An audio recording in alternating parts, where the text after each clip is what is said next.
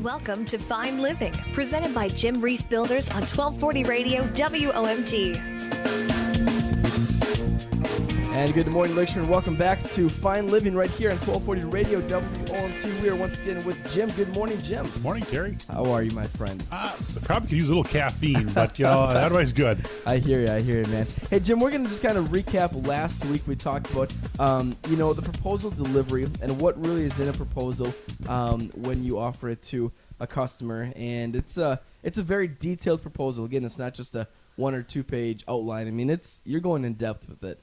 We highly suggest that the customer, gets that. And from what we've seen feedback from our customers, they really like the detail.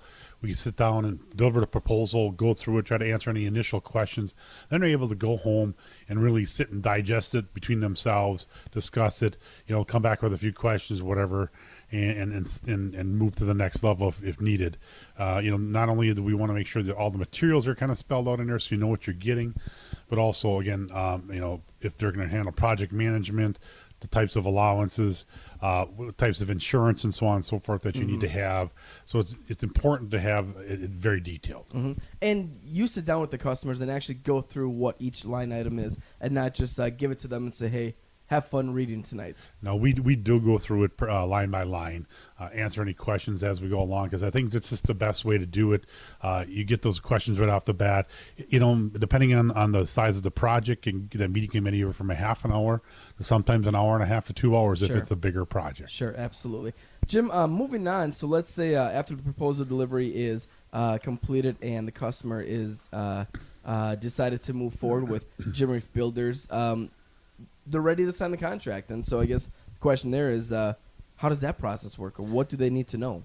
Well, typically after the initial, visit where we deliver the proposal, they may have some changes or something they'd like to do. So we try to make those changes before we can sign the contract. A few things are difficult to because they may not have everything picked out yet, but we try to make those changes. Then they sign the contract with us. And then when you sign a contract, most contractors are going to ask for a down payment. And so do we. Our typical percentage is like 25% of the contract down on a renovation and addition type project. New homes, it's a little different because of bank regulations and title companies. Sure. But we have that all spelled out, and I think you want to make sure that it's spelled out how the payments are going to be made. You always want to, except for your initial down payment, you always want to be paying for work that's done. You don't want to be contractor coming to you, well, we need some more money now to go buy the shingles.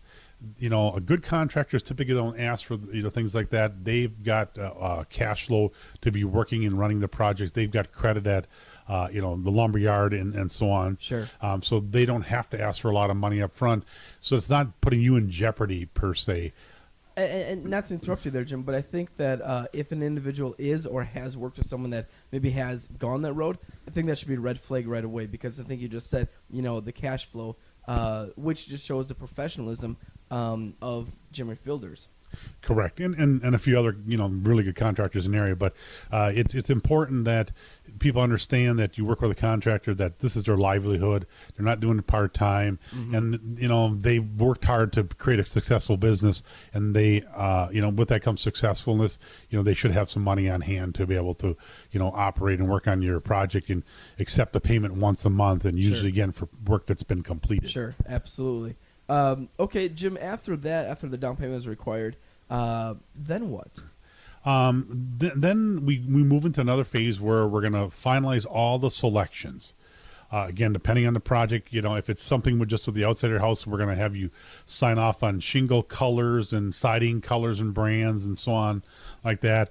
If it involves windows, there might be something with a type of screen, the hardware color. So we're going to go through and finalize all those details on that. And if a new house or an addition or remodel project involves plumbing, we're going to need you to finalize all the plumbing. So we're going to send you to a plumbing showroom and meet with somebody there. They'll walk you through what you for sure want. You'll be signing off on that. We want to make sure that you as a customer gets everything you want in the home appropriately. Absolutely. Jim, I think we're going to continue this discussion, but we got to get going here in time. But very quickly, we want to touch base on the Parade of Homes coming up. Yeah, Terry. Parade of Homes is just around the corner here, September 11th through the 14th. 11 homes to view for the Manitowoc County Home Builders. Cost is $5 in advance, $7 at the homes. We have 2 very nice homes in our parade of homes. They'll be down on South 10th Street. And watch the newspaper and the radio here. They're going to be ads running, I think, this coming week. Absolutely. Jim, if people want to get a hold of Jim Reif Builders, how can they get a hold of you? Terry, give us a jingle at 684-6899 or at jimreifbuilders.com. Jim, we'll talk to you next week. Thank you, Terry. Thank you. Thanks for listening to Fine Living, presented by Jim Reif Builders, the leader in new construction and remodeling here on the Lakeshore. Let their vision enrich your lifestyle. Tune in again next week for another episode of Fine Living on 1240 Radio, WOMT. To learn more, visit jimreifbuilders.com.